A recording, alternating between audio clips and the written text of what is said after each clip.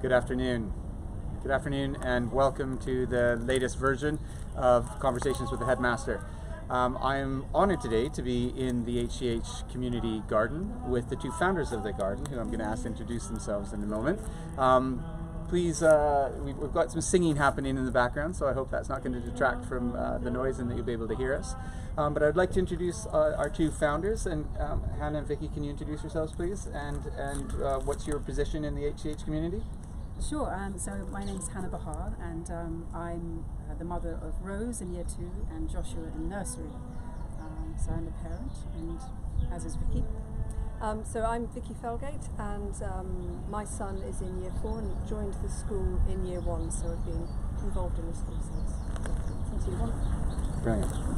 Okay, so I'm going to ask Hannah and Vicki a few questions. We are standing in this beautiful garden right now, which in February looked a lot different to this. It was weeds, it was mud, and at that point, or at some point just before February, we had this idea. You guys came to me with an idea of what can we do in terms of having a communal garden.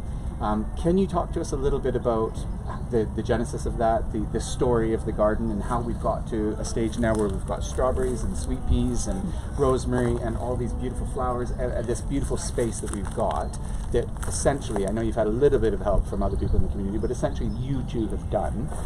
Can you tell me about the story behind it, how it happened, and then just a little bit of why you got involved in this purely as volunteers and have put in hours of work, painstaking work, weeding, rain, shine. Lucky the sun's shining on us today, but I've been here when it's been raining and cold, and you've been here from the start. So first of all, the story, and then why you wanted to do this. Well, the story it started really, I think I emailed you back in maybe before Christmas actually, and I had been walking past this bit of the grounds since I joined in 2019, and just seen that it was so completely right for this kind of project. And you very kindly gave the go-ahead. Essentially, that's really what happened. But for me, the planet and our relationship to nature and what we are teaching our children about that is of paramount importance. I think that if we don't have a planet, nothing else really kind of matters. I mean, it does, obviously, but we need to learn how to exist in this space and be able to communicate the importance of it to our children.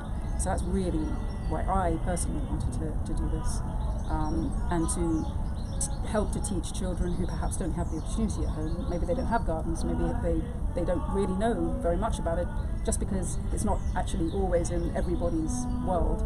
I was fortunate because my mum was a massive gardener and her father, and so I learnt, but I know that a lot of people don't have that opportunity, and I really, really wanted a lot of children to experience that and to learn what it was to plant things, watch them grow, and then hopefully eat and kind of harvest their own fruits and vegetables, and know what they're putting in their bodies and keeping healthy, and so that's what I think, and I'm sure you've got things to add.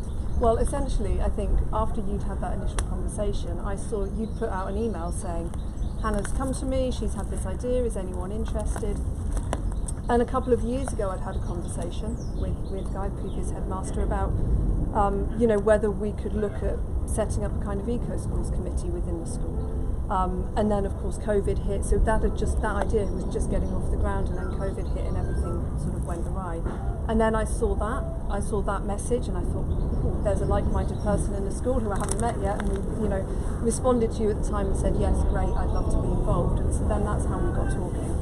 And I think we did a walk around the school, didn't we, and had a look at possible sites, and really decided that this as a location where it's very near the entrance, lots of people come past, would be a really good visible space for people to see what we were doing and maybe engage with the community garden idea of it. But for me personally, I was working for Friends of the Earth for 7 years as their youth and education coordinator. I have a long history of being involved in sort of conservation and environmental projects, and feel very, very passionately about the planet and that we're protecting it, but also that we are supporting young people in their natural interest for these things, actually, because it's not even about teaching them. They're already interested. It's just giving them the space and the opportunity to be able to learn. and the right environment to do it in. And I think, you know, HCH has such incredible grounds, and to not be using them for, you know, really in that way educationally about not just what we can grow and how we can grow it, but the gardening practices. You know, here we've chosen everything is organic. We will grow only organically. We're using completely peat-free compost because, of course, the degradation of peatlands in the UK is a huge problem for wildlife and for climate. We're doing a no-dig garden method, which is why, you know, when you look around, if you look at the ground, you'll see there are some weeds because the no-dig method isn't 100%, but it's a way of making sure that you're not releasing unnecessary carbon from the soil. So really kind of looking at it holistically and then engaging the children in that idea and the parents and the school more broadly about how we can look at the space that we have, look at our actions and the impacts that we're having even in that small space, and try to make it as environmentally aware as possible and really support nature in that space. And I think that's another point actually that again, a personal point for me was that I was feeling very frustrated with what is happening in the world at large. And you know, at this time, there are many things that we cannot control. You know, we want to be able to, but we can't. And I felt very passionately that I wanted to just make even a small difference. You know, and if everybody makes a small difference, if everyone chooses just one thing that they're going to concentrate on, then that's the way that change can happen. I think, you know, rather than becoming overwhelmed by wanting to change everything at once. Yeah. So that's Schumacher, small is beautiful. Yeah, indeed. And then, of course, we knew from the beginning, and we talked from the beginning about how we wanted to engage the pupils in it. So we've been running an after-school gardening club on a Wednesday afternoon at 4 o'clock since the beginning of this term. And so the children have been involved in growing and in actually doing cuttings. We took cuttings from mint, they took them home, they rooted them in water, they learned about they how actually roots looked after grow. them over half term. Yeah. I mean, they were that interested and came in and lots of Counted the number of roots that they each had on their mint sweet. cutting and have planted those up. But then also when we're here, we're always looking at what insects are around, we're looking at what's around. You know, and 2 weeks ago we were having some of the kids come over and just running up with worms. They pulled a weed or two out and they found a worm and they were just running over with the worms. Big worms. Yeah. You know, photograph-worthy worms, Yep. actually. And I just think to see that joy and for them to actually stop and take notice of what's happening even at that soil level and at that ground level, it's such a lovely thing to be a part of. And their enthusiasm in that is just incredible. And of course, them being able to actually eat the strawberries, eat the lettuce, to be able to give that to our kitchen, and for them to know that the fruits of your labour, of their labour, for the ones that when they came and planted the seeds, and then to actually be eating that. I mean, for some of them, that may be the first time they've ever done it. Exactly. Well, I mean, that was apparent when we did the Nature Day back in March. We had a number of types of vegetable or fruit to choose from, or flower. And lots of people chose lettuce, which is bizarre, actually, you know. And so we planted those, and you helped to nurture these too over at S Block, and people obviously helped us to keep them going over the holiday. And then when we came back and we started the club, that's when we planted everything up. And then it was really quite a moment a couple of weeks ago when we harvested the lettuce. We got a little bit emotional, actually. That was really a dream realised, and that's only in a matter of weeks.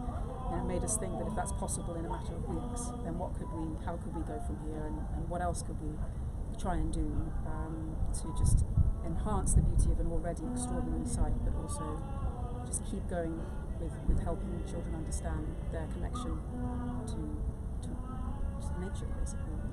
Brilliant. So what is next then? Because sustainability is a big part of the priority of the school, and working towards Planet Mark, which I'm going to talk to you guys about. And as you know, we want to have a sustainability committee and a sustainability charter. It's something that the school takes really seriously.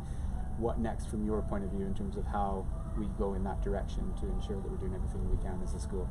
I mean, I think there are so many different elements to look at within a school. You know, from procurement, what you're buying into the school and where that's coming from and how sustainable that is. You know, what materials are coming into the school, as well as then what's going out of the school. So, you know, what waste you've got, what you're recycling, what you're not recycling. How can we reduce? There are so many different elements just even from that side of things. But then, you know, down to energy usage within the school, which of course, you know, with an old building it's a difficult one, and that is definitely going to be a challenge, but something that needs to be looked at for the future that we're all heading towards. And then I think, you know, it's also about raising awareness.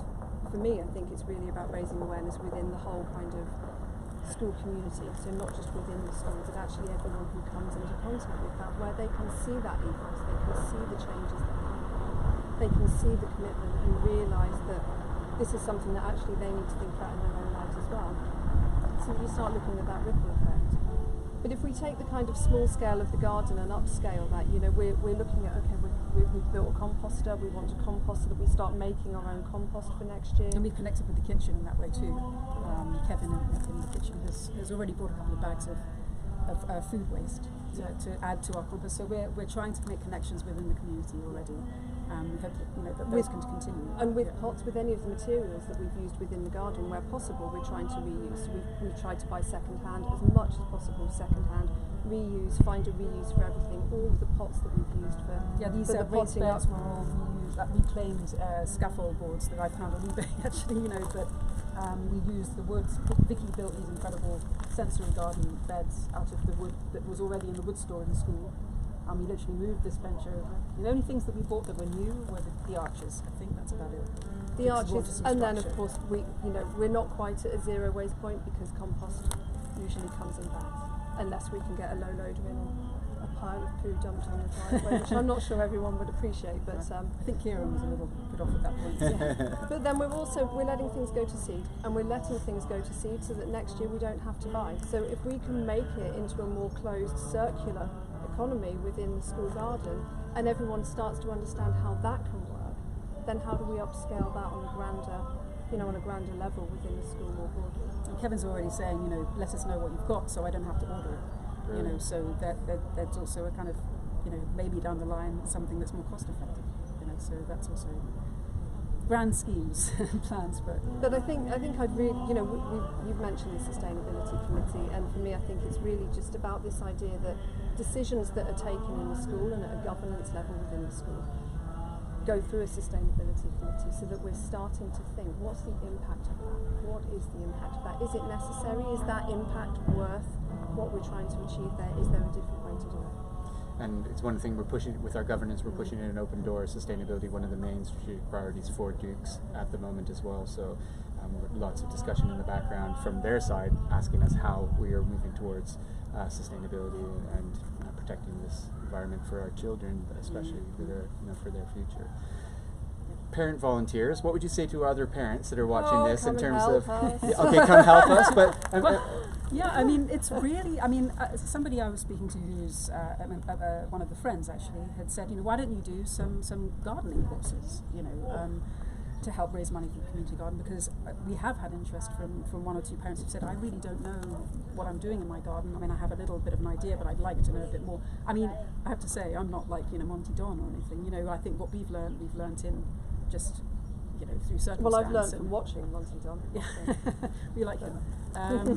But, you know, I think that if you're interested in gardening or any of this, then, you know, just get in touch with us. We really want people to help. We don't want it to become like an exclusive thing where we're just doing it and it's being watched. We also want the garden to be used. We have seen people in here having a little sip and coffee in the morning. That's exactly what it's for. It's really for everybody, and so we want you to know it's here for your use. I mean, obviously, you know, don't go, you know, eating all the strawberries, you know, when they're being harvested for the school lunch. But, you know, I know that everyone is respectful and enjoy. Yeah, exactly. And for our staff, thank you on behalf of the staff, because as you know, many of the staff come and sit here and have a coffee, and it's a real respite, it's a real oasis. You know, already beautiful place, but they're so grateful for everything you guys have done, as am I. Thank you so much for everything you've done for our garden, and I look forward to seeing how we develop not only just the garden, but also the whole site with your advice and your help. So thank you very much. Thank you. Thank you.